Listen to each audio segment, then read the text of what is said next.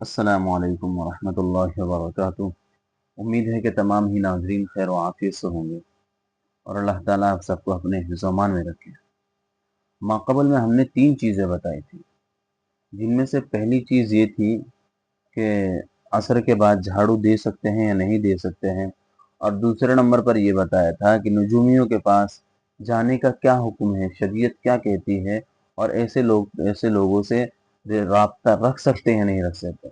और तीसरे नंबर पर ये बताया था कि आदमी कभी बीमार हो जाता है, बीमार होने की सूरत में आदमी जब मकान बदल देता है तो ये कहता है कि उस घर के अंदर नहूसत है। तो ये बात दुरुस्त है या नहीं है नहूसत की, या नहीं है। अब आगे हमें 3 बातें और समझना है। उनमें से पहले नंबर की बात ये है कि जो आज बहुत बड़ी जहालत बन चुकी है, और जहालत ये है कि लोग कहते हैं कि 2 बेटियों की एक साथ शादी नहीं करना चाहिए।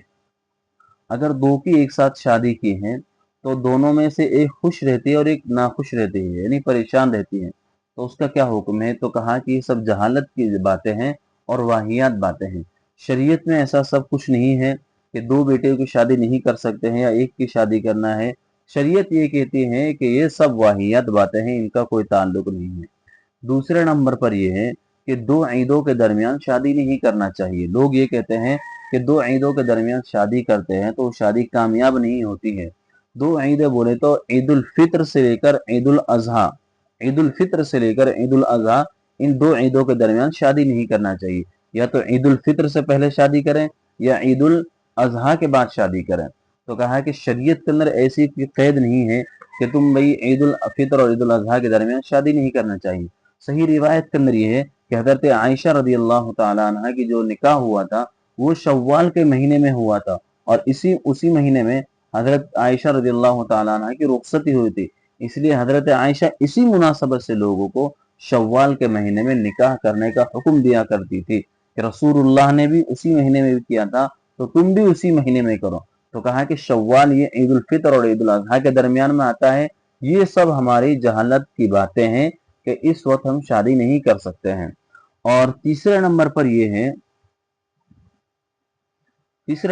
बात जिक्र करना है कि आजकल जैसा कि भाई मगरिब के अजान होते वक्त सब कामें छोड़ देना चाहिए, कि उस वक्त चरिंद परिंद और यानी दरिया का चलता हुआ पानी भी ठहर जाता है। तो ये बात कहाँ तक दुरुस्त है?